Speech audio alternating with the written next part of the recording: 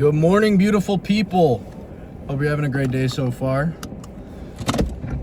I just hit an upper session. It was pretty fire. Went back to the old gym. I love doing a new workout. You know, I understand why people program hop. Like, it's fun. But at the same time, I like progressing. And it's hard to do that when you switch programs all the time. Anyways, let's talk about today's topic, which is volume and experimentation on yourself. So how much volume is actually recoverable? Well, from the recovery data, it looks like 3 sets is going to take you around 2 days, 4 sets is going to take you around 3 days. So if you're running a traditional upper lower where you're doing upper lower rest, you can probably do 4 sets for a muscle, direct sets for a muscle in a session, and you'll be chilling. But now this is where things get interesting. It is individualized, right? So certain people are going to be able to recover better than other people because of a whole bunch of things. I mean, your recovery, first of all, your recovery isn't even linear within yourself. So 1 week you might be able to recover from doing 4 sets and resting 3 days. But 1 week you might not. 1 week that the volume that was recoverable might not be. You know, maybe you got a couple bad nights of rest. Maybe your diet, maybe you're in a deficit now and your recovery and you're fucking up your macros. Maybe you are going through a stressful time in your life, something along those lines, right? And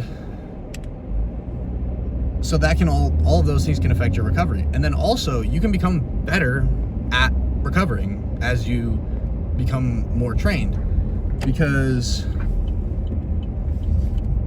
you gain, so the repeated bout effect is essentially a protective mechanism that happens in your muscles. And that happens pretty quickly. Like, you get the repeated bout effect very quickly, you lose it very quickly too. So, I'm stuck behind a fucking school bus. Anyways, the repeated bout effect helps you protect, it's a protective mechanism, and it kicks in right away. And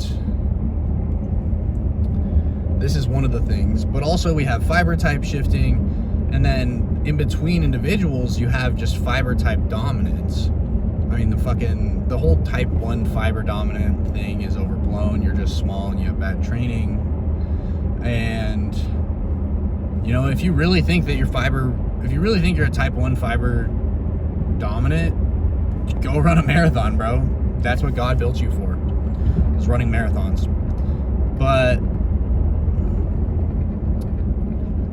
yeah, those are some of the things. So recovery is going to differ from person to person. So what is my recommendation? You know, that's a lot of yap to get to my recommendation. My recommendation, start low. So most people run 2x frequency because 3x frequency is kind of a pain in the ass. You either have to do upper lower 6 times a week, or you have to do full body every other day. So getting that 3x frequency is hard. So most people do 2 times frequency. So most people are going to be all right with 3 to 4 sets a session. So that puts you at 6 to 8 sets per week, right? That's how the math works. Very complicated, I know. But this does not mean that that doesn't mean you need to be that high. That doesn't mean you can't go lower. My suggestion is start on the low end. Whenever you start, especially if you don't know yourself, and most people don't track their, first of all, log your lifts. We got to get that out of the way. Log your lifts. If you're not logging your lifts, what are you doing? You have no idea if your shit's working or not. I mean, you might have a general idea, but come on, we're trying to optimize here, right? Log your lifts. Use any training app. There's a million. I use Keenan Malloy's. It's tracked.gg. It's a great app. It's free. The premium version is literally $5 a month. That's so cheap in this economy.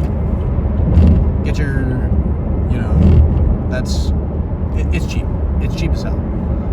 And the free version is honestly all you really even need. So track your lifts, log them, and if you do know roughly how many sets you can recover from, that's different. But I'm gonna assume that you have no idea how many sets you can actually recover from, that you're really bad at designing programs.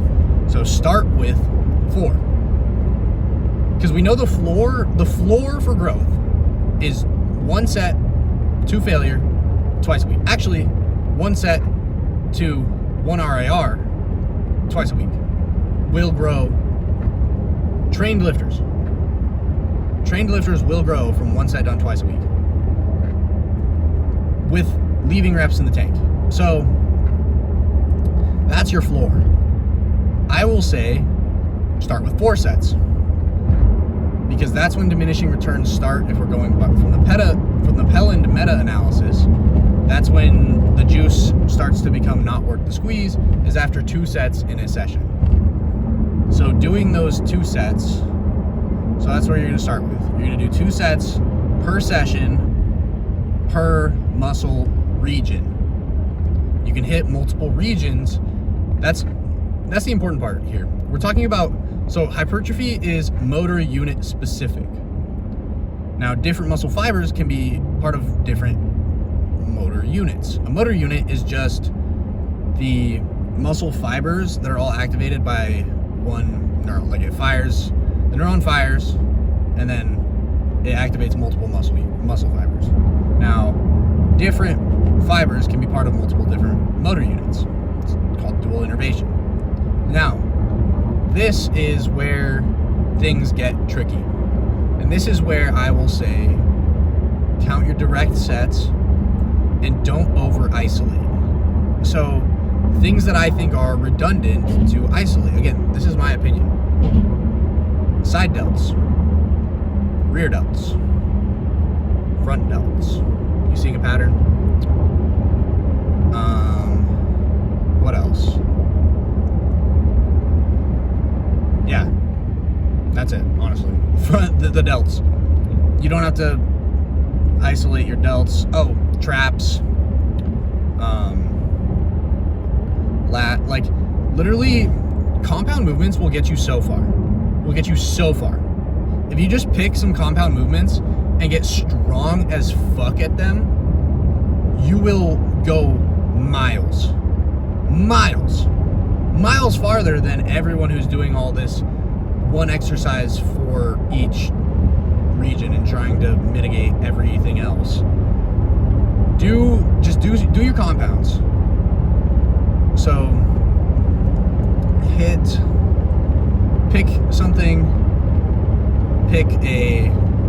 just a mid press. Your upper chest is going to get plenty of work from it. If you notice that your upper chest is small after you've been lifting for quite a while, a couple of years, lifting correctly for a couple of years, there's a difference between, this is a minor tangent, but there's a difference between saying, oh, I've been lifting for 4 years, and saying, oh, I've been lifting correctly for 4 years. Because you might have been lifting like a retard for the first 2 years of your career. And yeah, you'll put on muscle that way. Hypertrophy is very forgiving. But if you've been training correctly and training in a smart way for multiple years, and you notice that you have a lagging body part, that is when I would say, okay, let's add some isolation in. But to start off with, 2 sets of a horizontal press, pick one. It could be incline, sure. Just don't do decline. Do a horizontal press, because your upper chest is going to get worked.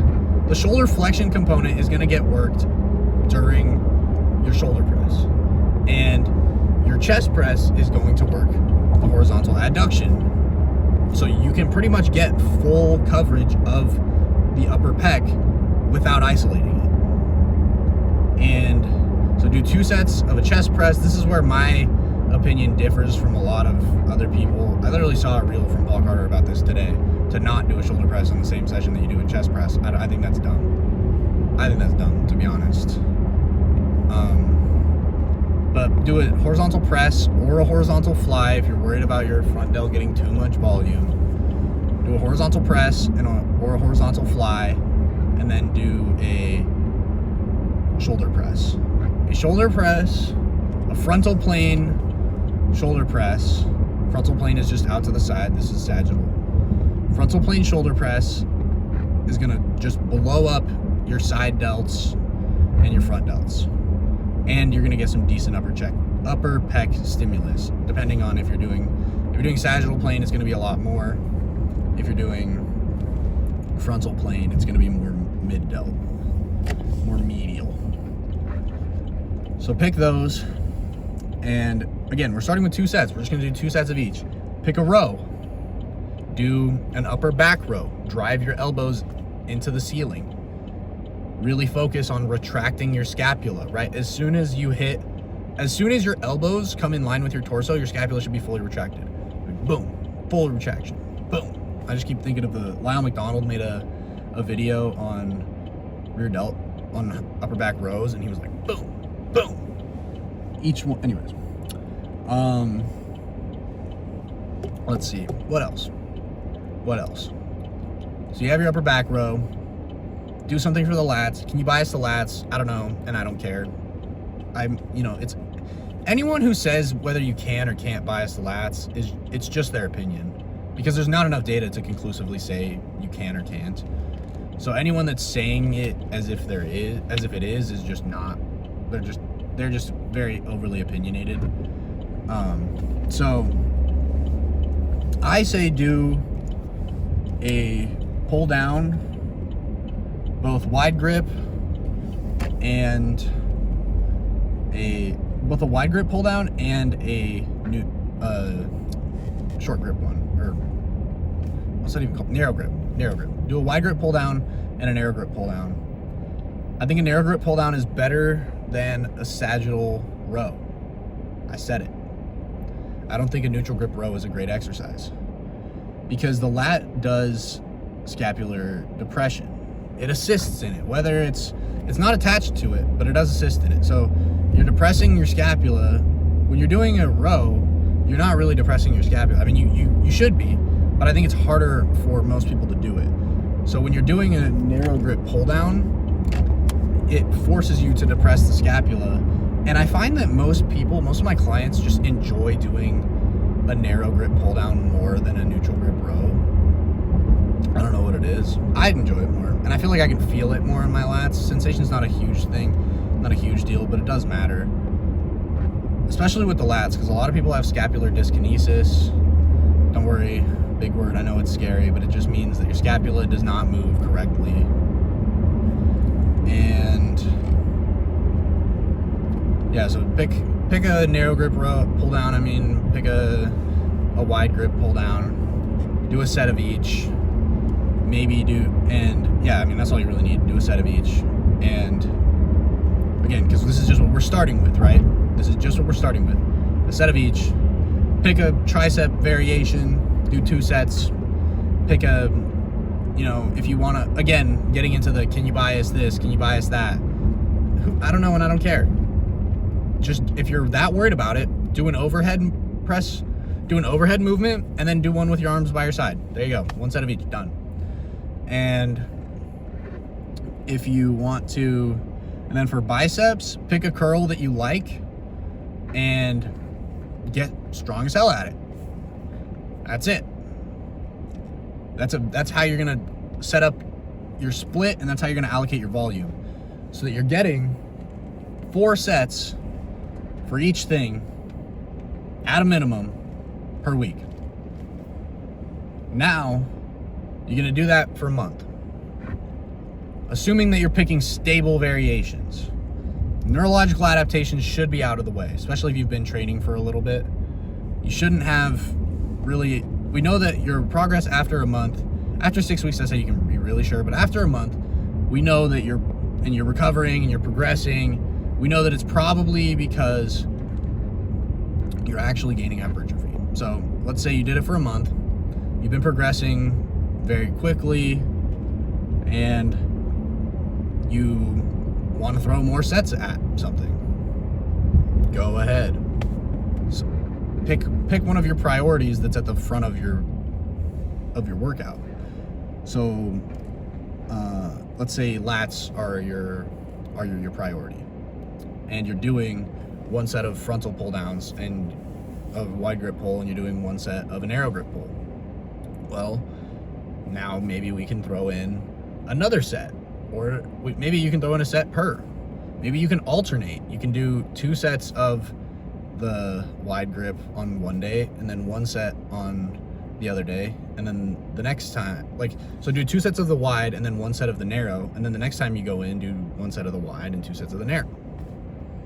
There's a lot of things that you can play with, right? And this is what I'm kind of, the point of the whole video is to experiment on yourself. Everyone always asks me, how much volume can I do? How much volume should I do? How much volume can I recover from? I don't know. I'm not you. I can give you a basic recommendation of what the data shows, but the data is always a point. One thing that you need to understand about data is that it's an average, right? It's always an average. There's going to be outliers on both sides, and there's going to be people that are slightly above and slightly below and everywhere in between. Think of the bell curve, right? So it's going to be different for everyone. That's why I say start with the floor, because we know that's what you're going to grow from. And if you pick up the volume and then give it a little bit, so you're going to be adding sets little by little. You're going to be adding them, like add the set and then look at your progression. Are you still progressing at the same rate? You look at your rate of progression is what I'm meaning. So let's say you're adding like a rep a week when you were doing 4 sets a week, and then you bumped it up to 6, and now you're still adding a rep a week. Okay. Are you still adding a rep a week? Has that affected? So we know that it's not really bumping up your stimulus for that muscle group, but is it affecting anything after it? Is your progress worse on your later workouts? Is it causing some extra CNS fatigue? The important thing is, the more sets you do, the more you should be training with RIR, with reps in reserve. You should not be doing 4 sets to esoteric failure every time that you walk into the gym. And then people ask me about recovery too. It also depends on what you're doing. If you're doing more lengthened position movements, or if you're just spending more time in the lengthened position, it's going to take you longer to recover from that, because those are more fatiguing movements. They're going to have more calcium ions in the sarcoplasm. That's just how it is. So if you're doing, I do 4 sets of hamstrings. So I do 12 sets of hamstrings a week. It's probably overkill, most likely overkill. I just started doing it. Again, this is the experimentation part. I just moved my way up to 12 sets of hamstrings from 9. And it's because I switched from doing an SLDL, which is a lengthened position movement, to a hip extension. And a hip extension is not really challenging me in that lengthened position. So it's less damaging, and I've noticed that I'm less sore, and I feel great, and I'm progressing pretty much the same rate, if not a little bit faster. And so just experiment with yourselves. Worse things worse, you just have to go back to what you were doing. But you have to, that's why I always say, the reason why I say start low is because that way you only have one way to go, is up. If you start somewhere in the middle, if you start with 6 to 8 sets, then how do you know if you're overtraining or undertraining? You're just shooting in the dark on the direction that you're going. So start with 4 to 6, and just, because most people 6 sets, most people are going to be able to recover from 6 sets a week. I think there's very few people that won't be able to recover from 6 sets a week. And again, it depends on how many lengthened position movements you're doing, but that's what I would say. So experiment with yourself and still train to failure. I'm not saying never train to failure, but use reps in reserve. On your first set, the best way to train and to learn reps in reserve and to keep that, because train to failure is an adaptation and it's something that you learn. So if you've never trained to failure, you have to train to failure. But a good way to learn where failure is and how to gauge your reps in reserve is just start off do your first set and take that one to 1 RIR, or to what you think is 1 RIR. And then with the same weight on your second set, use that and use the same weight on your second set and then take it to 0 RIR. If you guessed correctly on your first set, your second set you should get the same amount of reps, because you're going to lose roughly 1 rep, especially if you're working in that 5 to 8 rep range. You're going to lose roughly 1 rep to fatigue every set. That's just how it is. So if you have 1 RIR, let's say I get 6 reps on my first set, and I do 1 RIR. That means hypothetically, if I was trained to failure, I would have gotten 7. So then we knock off a rep from fatigue, and then that second set, I go to 0. So now I should get 6. There you go. However, there's an important caveat here. I might go to 1 RIR on both if I know that rep. If I start that rep, I might just kill it if I know it's going to be a grinder, because the extra stimulus that you're going to get from those reps that you're, digging and clenching your teeth and shaking and pushing everything up, and it takes 6 seconds to get the rep, that's fatigue maxing. The only thing you're growing at that point is your ego. And that's fine. I was literally on my live, I did that exact same thing with pendulum squats a couple days ago. But I acknowledged, I got off and I said that, yeah, I shouldn't have done that set or that rep. That was just for my ego. And that's fine. Just know that that's probably not the best for fatigue management. Especially if it's the last thing in your workout, sure, go for it, go all out. But if you are on your first or your second exercise, the rest of the workout is going to suffer significantly if you're just grinding out every single rep. So that's my recommendations for volume. Start low, work it up, experiment with yourself, work it up over time, and give yourself some time in between the increases. So when you increase from 4 to 6, or if you increase from 6 to 8, or even if you just increase it by 1 set. So, if you're doing upper lower, let's say you had upper on Monday and you do 2 sets of chest, it's not like you have to do the same amount of sets every time you go into the gym. I think that's something that people have mixed up in their head, is they're like, oh, I hit 2 times frequency, so that means I can only ever get reps in 6 sets of 2. I can only ever do it I can only ever get 6, 8, or 10. And it's like, no, why don't you just add a set on one day and keep the other day the same? You ever thought about that? Anyways, but yeah, once you've increased your set or increased your reps, give it a second. Give it another two weeks at least to judge your rate of progress. And you might think, well, geez, this is going to take a lot of time to find my optimal recoverable volume. Yeah. You have a long time in the gym. You're going to be doing this for the rest of your life, brother. Find your optimal, don't rush this process and then be guessing for the rest of your lifting career. Once you find it, if anything, it's only going to be up from there. But that's all I got for y'all. Peace out. Love you.